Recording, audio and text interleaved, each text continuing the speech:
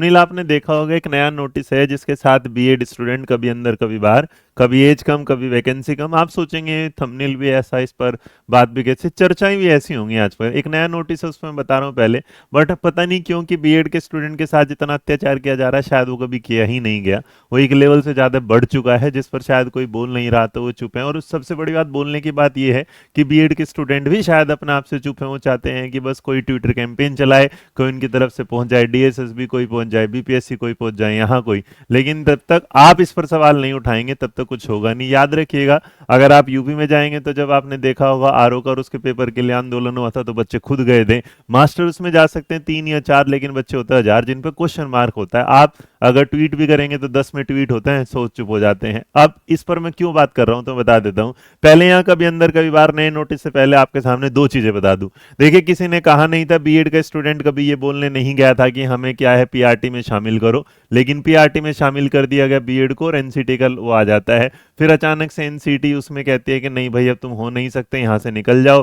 फिर supreme court का आदेश आ जाता है कि नहीं, तुम वैलिड नहीं हो, और यहाँ से खत्म। इसके अलावा जब जब आप देखते हैं टीजीटी पीजीटी में जो वैकेंसी देखेंगे, जिस बच्चे ने बीएड किया होगा, पीजीटी में पोल साइंस में 2 वैकेंसी आती है, बताओ बच्चा क्या कर लेगा। टीजीटी में 100 वैकेंसी आती है, क्या कर लेगा। और अगर ये भी हो जाता है तो फिर कहते हैं कि लो जी, तुम्हें एज भी कम करनी पड़ेगी। एज भी तुम्हारी 30 कर दी जाती है 36 से, तो तुम्हारा क्या होगा। इसके अलावा अगर आप देखें, वैकेंसी कम हो गई, एज कम हो गई, उसके बाद एग्जाम का नोटिफिकेशन आता है 2022 में, साल हो जाते हैं 2025, लेकिन आपका पेपर नहीं होता, और बार बार तारीखें बढ़ा दी जाती है, कभी चुनाव की वजह से, कभी किससे। मैं कर रहा हूँ यूपी की बात। इसके अलावा अगर आप जाएंगे हाल फिलहाल एमपी में, अगर आप जाके देखेंगे तो एमपी में जो नोटिफिकेशन आया, उसमें फिर 50% रिजर्वेशन के चक्कर में वो भर्ती भी कोर्ट की तरफ हो रही है। अगर सर उत्तराखंड उठा लो, हरियाणा उठा लो, हरियाणा के अलावा अभी चंडीगढ़ उठा लो, उसके अलावा पंजाब उठा लो, उसके अलावा तुम झारखंड उठा लो, उसके अलावा तुम जाके वेस्ट बंगाल उठा लीजिएगा, आप अगर जाएंगे तेलंगाना उठा लो, आप अगर देखेंगे यहाँ पर,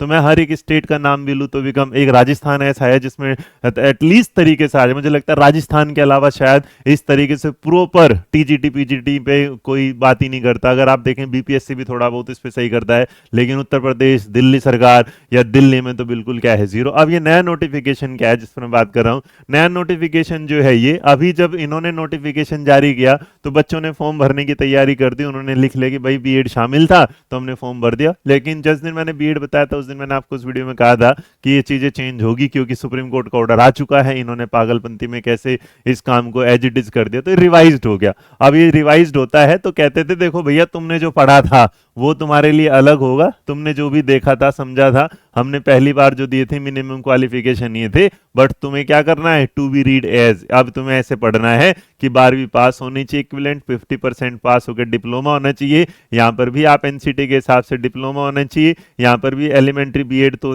बीएलएड चलता है, वो हो गया। यहाँ पर भी डिप्लोमा इन एजुकेशन स्पेशल में, और यहाँ पर भी क्या है, डिप्लोमा। इसका मतलब जो डिग्री वाली बात थी वो निकाल दी गई, और बीएड जो है, इसका मतलब रेलवे की वैकेंसी के साथ भी बीएड का जो स्टूडेंट है वो अब फॉर्म नहीं भर सकते। इसका मतलब अगर किसी ने भर दिया होगा तो उनका फॉर्म वैलिड नहीं होगा। वो अपनी टीजीटी पीजीटी की ही तैयारी करें, और टीजीटी पीजीटी की तैयारी के साथ आगे बढ़े। बट इतना मैं आपसे बोल रहा हूं, जब तक आप चुप रहेंगे तब तक याद रखिएगा सब चुप ही रहेंगे। अब इससे बड़ी बात, कुछ दिन पहले मेरे पास DSSB के कुछ स्टूडेंट आए, और DSSB के स्टूडेंट ने कहा कि सर हमारी जो एज है वो उस पर कम हो गई, आप हमारा साथ दीजिएगा। मैंने उस पर वीडियो बनाई, सब बनाई, लेकिन आप सोचिएगा उस वीडियो के रिस्पॉन्स के नीचे क्या आया। वो बच्चे जब आते हैं 3 या 4 या 5, जब वो किसी नेता से मिलने जाते हैं तो पता है जवाब क्या आता है कि 100-200 तो आओ, लगे तो कोई दिखेगा। जब तुम खुद एकता नहीं दिखा रहे और उसके बाद तुम बोलोगे कि हम बीएड विरोधी हो जाएंगे या हम बीएड के पक्ष में नहीं बोलते। मेरे बच्चे, हम बच्चों के पक्ष में बोलते हैं, बीएड जेबीटी ये नहीं बोलते। हमें फिलहाल ये पता चला है कि बीएड के स्टूडेंट के साथ मजाक हो रहा है, खिलवाड़ हो रहा है, इसलिए मैंने वीडियो बनाया। बहुत सारे लोगों को हो सकता है वीडियो पसंद ना आए, बहुत सारे लोगों को लगे हाँ किसी ने उनके साथ बात करी है। अगर आपको अच्छी लगे तो लाइक करना, और अगर